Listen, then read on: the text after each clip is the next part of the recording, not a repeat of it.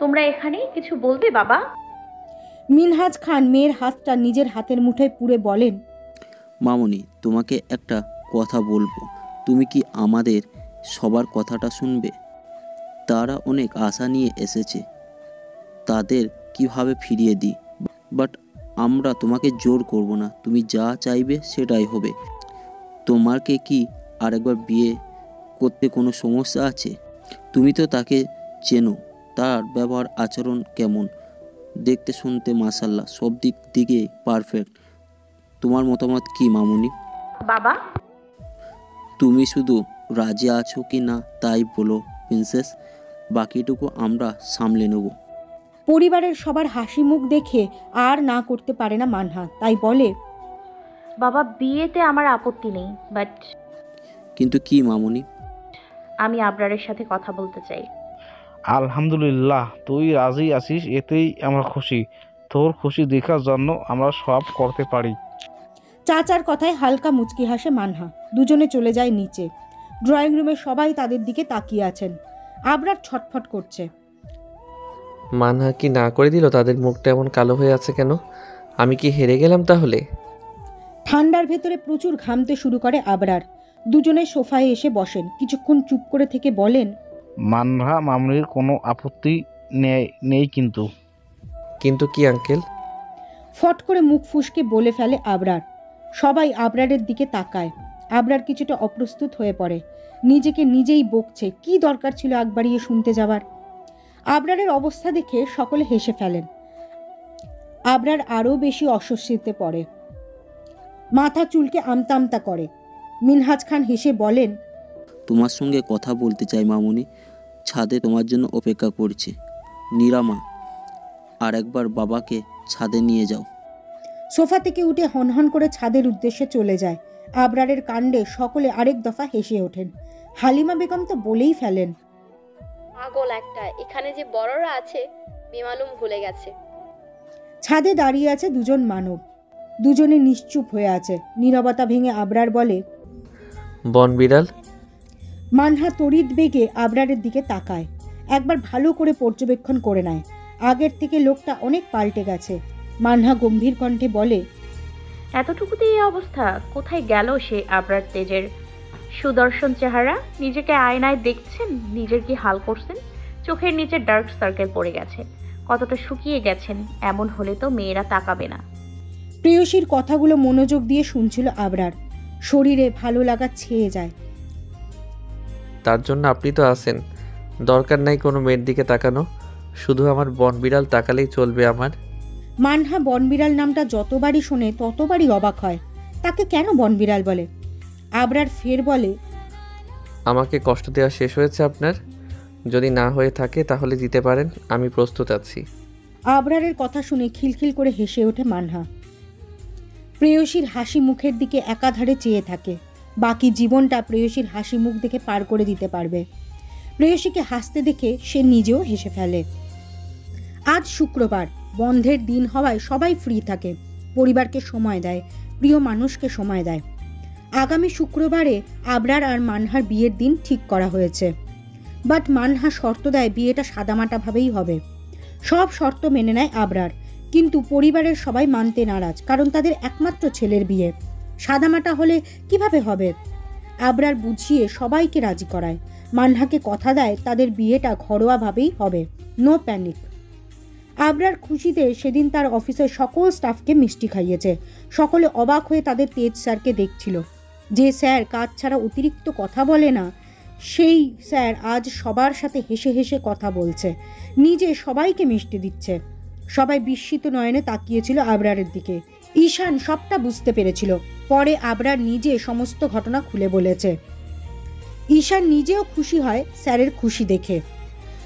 পরন্ত বিকেল শেষে গোধূলি সন্ধ্যার জন্ম হয়, তেমনি আমার অনুভূতিগুলো দলিত মথিত হয়েই যেন তোমার অভিমান শুরু হয়। একটা পার্কের ভেতর বসে আছে আবরার আর মানহা। দুজনে কিছু একান্ত সময় কাটাতে চায়। নিজেদের ভেতর সব আন্ডারস্ট্যান্ডিং করে নিতে চায়। বিয়ের পর কোনো বাধা যেন তাদের ছুতে না পারে। দুজনে টুকটাক কথা বলে। আবরার একজনের সাথে মানহার পরিচয় করিয়ে দিতে চায়। সেজন্য আজ পড়ন্ত বিকালে এখানে এসেছে তারা। আবরার চায় না বিয়ের আগে থেকে মানহা তাকে ভুল বুঝুক। দূর থেকে একজোড়া চোখ তাদের দিকে তাকিয়ে আছে।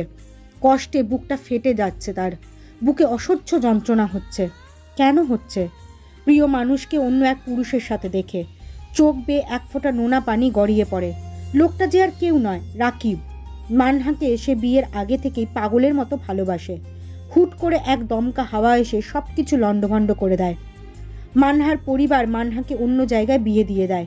জীবনে প্রথমবার সেদিন খুব কষ্ট পেয়েছিল রাকিব, কারণ সে ব্যর্থ প্রেমিক। নিজের ভালোবাসার কথা তাকে বলতে পারছিল না, বন্ধুত্বের কথা ভেবে চুপ করেছিল।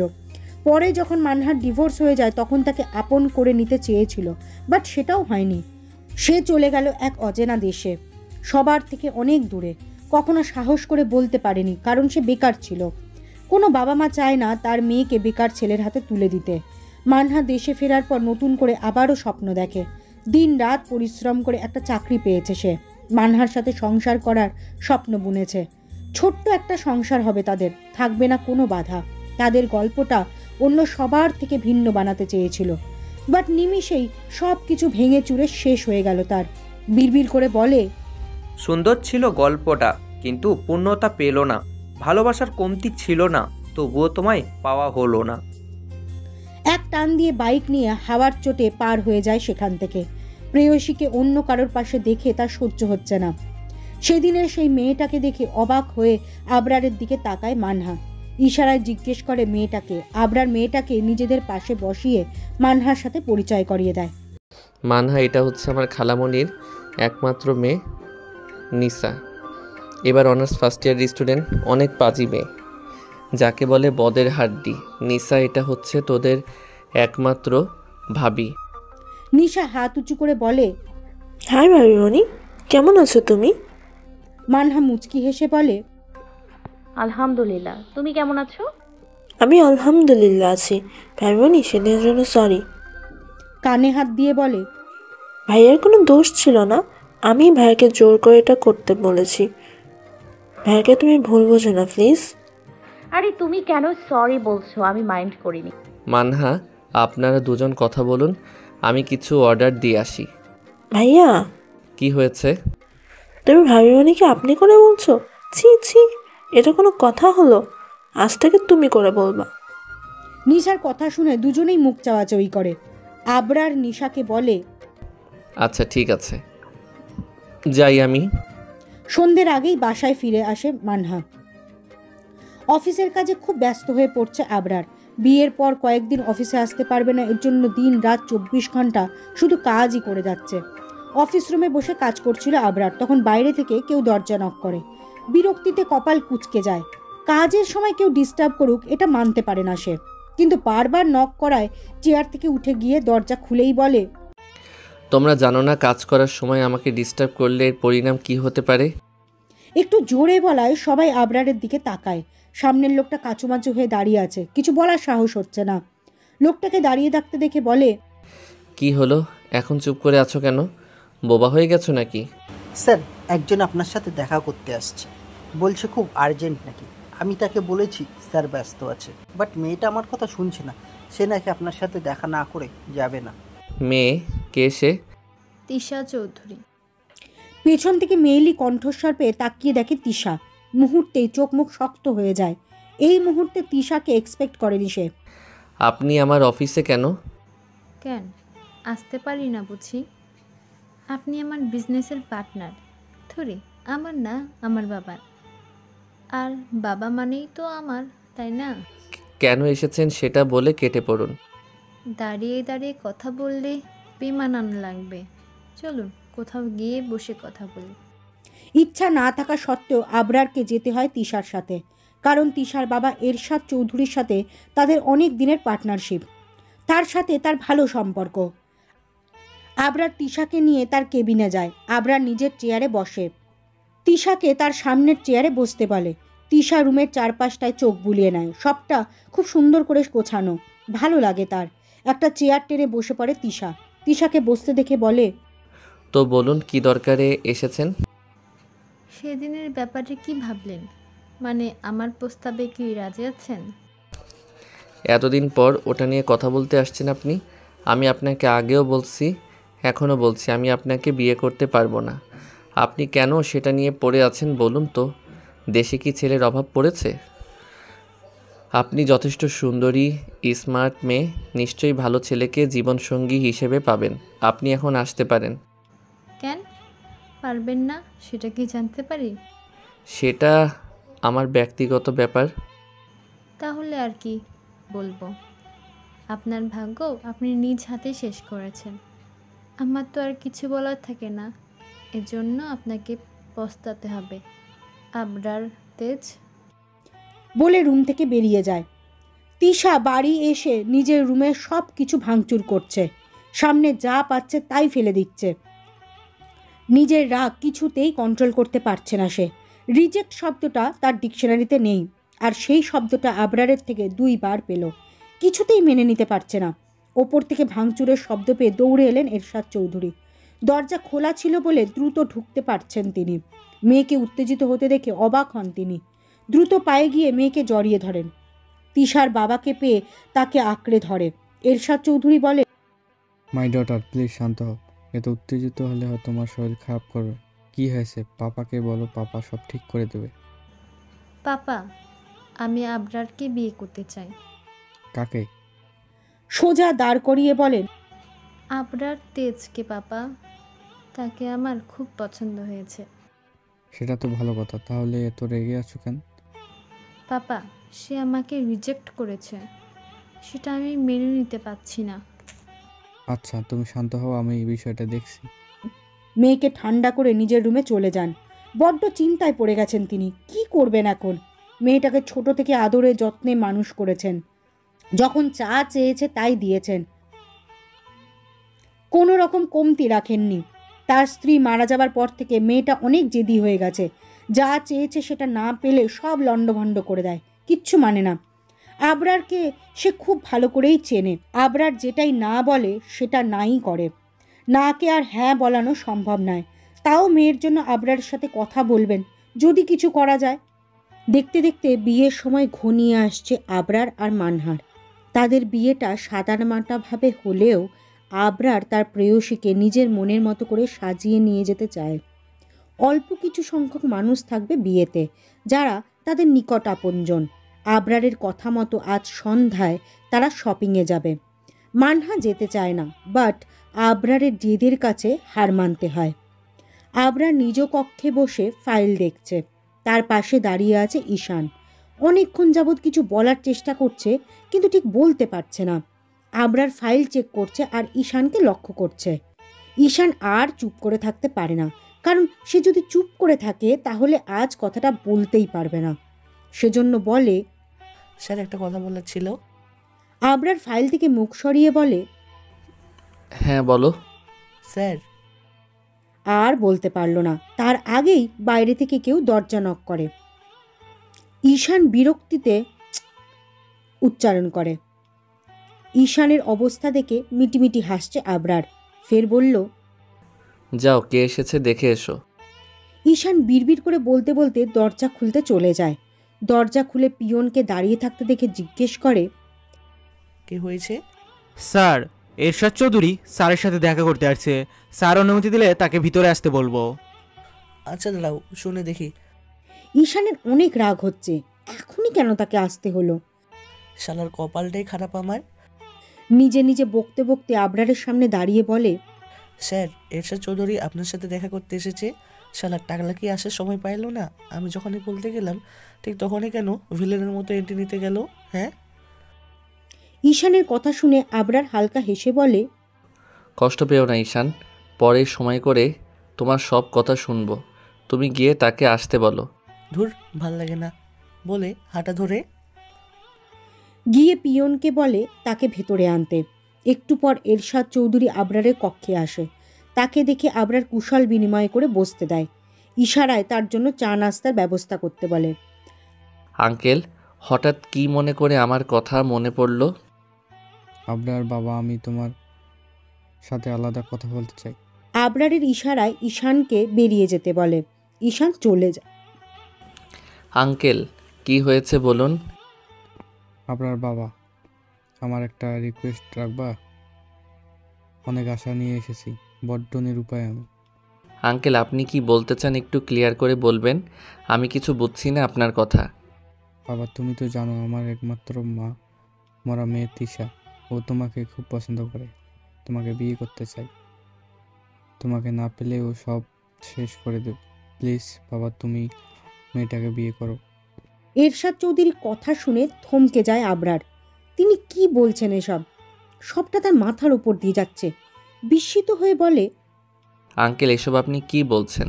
আপনি যা বলছেন সেটা কখনোই সম্ভব নয়। প্লিজ বাবা, তুমি একটু ভেবে বলো। আঙ্কেল আমি আপনাকে অনেক শ্রদ্ধা করি, প্লিজ এমন কিছু বলেন না যাতে আমাদের সম্পর্কটা নষ্ট না হয়ে যায়। আপনি হয়তো জানেন না আমার বিয়ে কনফার্ম হয়ে গেছে। হোয়াট? কি বলছো তুমি?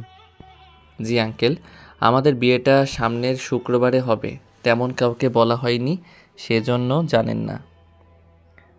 আসলে বিয়েটা সাদামাটাভাবে হবে, পরে এক সময় বড় করে পার্টি দিয়ে সবাইকে জানিয়ে দেব বলে ভাবছি। তাহলে আর কিছু বলার নেই। কংগ্রাচুলেশন ইয়াং ম্যান, তোমাদের বিবাহিত জীবনের জন্য অনেক অনেক শুভেচ্ছা। ধন্যবাদ আঙ্কেল। আসি বেটা, আসি বেটা, ভালো থেকো। বলে তিনি বেরিয়ে গেলেন। তিনি মনে মনে ঠিক করেছেন মেয়েকে কালই তার খালামণির কাছে লন্ডন পাঠিয়ে দেবেন। সন্ধে 7টা, সবাই রেডি হয়ে শপিংয়ের উদ্দেশ্যে রওনা হয়। ঢাকার নামকরা শপিং মলের সামনে গিয়ে একসাথে হয় সবাই। চারপাশে মানুষ গিজগিজ করছে। তারা গিয়ে শাড়ির দোকানে বসে। কাল হলুদ, পরের দিন বিয়ে। প্রথমে হলুদের শাড়ি নেয় তারা। নীরা আর মানহা দুজনেই সেম কালেকশনের শাড়ি নেয়। তারপর ছেলেদের জন্য হলুদ পাঞ্জাবি নেয়। তারপর বিয়ের জন্য লাল বেনারসি দেখে। আবরার মানহাকে চয়েস করতে বলে, বাট এত এত শাড়ির মধ্যে কোনটা রেখে কোনটা নেবে কনফিউশনে পড়ে। করুণ চোখে আবরারের দিকে তাকায়। প্রেয়সীর মুখের ভাষা বুঝতে পেরে আবরার ইশারায় আশ্বস্ত করে নিজে দেখতে থাকে। একটা লাল রঙের বেনারসিতে চোখ আটকে যায় আবরারের। সেটা ধরে নিয়ে মানহার হাতে দেয়। জিজ্ঞেস করে, কেমন? মাথা নেড়ে সুন্দর বলে মানহা। সবাই আবরারের চয়েসের প্রশংসা করে। শপিং শেষ হলে একটা রেস্টুরেন্টে খেতে যায় সবাই মিলে। রাতের ডিনার শেষ করে রাত 10টায় বাসায় ফেরে সকলে। আকাশ জুড়ে হাজার তারা, চাঁদের আলো হাসে। রাতের বেলায় শিশির কণা গড়িয়ে পড়ে ঘাসে। আকাশে তারারা ঝলমল করছে। কতগুলো তারা আবার মিটিমিটি করে জ্বলছে। রাত অনেক হওয়ায় ঘুমাতে চলে যায় মানহা।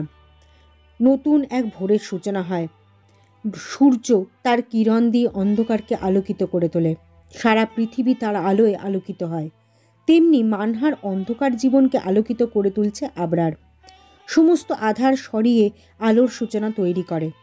চোখে আলো পড়তেই চোখ পিটপিট করে তাকায় মানহা। আড়মোড়া ছেড়ে বিছানা থেকে উঠে বসে। ফোন হাতে নিয়ে দেখে সকাল 8টা বাজে। সেটা দেখে লাফ দিয়ে বিছানা থেকে নেমে পড়ে। দ্রুত ওয়াশরুমে ছুট লাগায়। ফ্রেশ হয়ে নিচে নামে। রান্না মাত্র শেষ হয়েছে, এবার সবাই খেতে বসবে। তাদের বাসায় সবসময় তাড়াতাড়ি রান্না হয়, কেননা তার বাবা যায় অফিসে আর চাচা ভাই মিলে শোরুমে যায়। সবাই একসাথে সকালের খাবার শেষ করে, যে যার কাজে ছুট লাগায়। মানহা খাওয়া শেষ করে নিজের রুমে এসে তানসিকে কল লাগায়। বার দুয়েক রিং হতেই রিসিভ করে তানসি। হে আপু, কেমন আছো? এতদিন পর আমার কথা মনে পড়লো বুঝি? আলহামদুলিল্লাহ, আমি ভালো আছি। আমার ছোট বোনটা কেমন আছে শুনি? আমিও আলহামদুলিল্লাহ। কি করছো এখন? বসে বসে আপনার সাথে কথা বলি। আপু, তোমার সাথে আমার আড়ি কথা কমো না, তুমি অনেক খারাপ। ও মা, কেন? আমি আবার কি করলাম? আমাকে ছাড়াই তুমি বিয়ে করে নিচ্ছ, এটা কি ঠিক বলো? বিয়ের কথা শুনে লজ্জায় লাল নীল হতে থাকে মানহা। মানহাকে লজ্জা পেতে দেখে তানসি বলে, ওলে বাবালে, আমার আবুলটা দেখি লজ্জা পাচ্ছে। তানসির পাশ থেকে জেনি বলে, কি বলিস? তুই কেমনে বুঝবি, পরে কমো। তানসির মুখে কথা শুনে মুখটা কালো হয়ে যায়। জেনির মুখ কালো দেখে হেসে বলে, পরে বলছি মেরি জান, রাগ করো না। তানসি, জেনি এত রাতে তোর কাছে? হ্যাঁ আপু, দুজনে মিলে অ্যাসাইনমেন্ট করছি। ও আচ্ছা, তাহলে ভালো থাক, পরে কথা বলবো। আচ্ছা আপু, বাই। আল্লাহ হাফেজ। হ্যালো গাইস, ভিডিওটি ভালো লাগলে একটু লাইক করে দিও আর অবশ্যই কমেন্ট করে জানাও ভিডিওটি তোমাদের কেমন লেগেছে। আর ভিডিওটির পরবর্তী পার্ট খুব তাড়াতাড়ি আসবে, তো যারা এখনও চ্যানেলটিকে সাবস্ক্রাইব করোনি প্লিজ পরবর্তী পার্টগুলো দেখার জন্য চ্যানেলটিকে সাবস্ক্রাইব করে পাশে থাকা বেল আইকনটি প্রেস করে দিও। ধন্যবাদ সবাইকে, আমাদের সাথেই থেকো।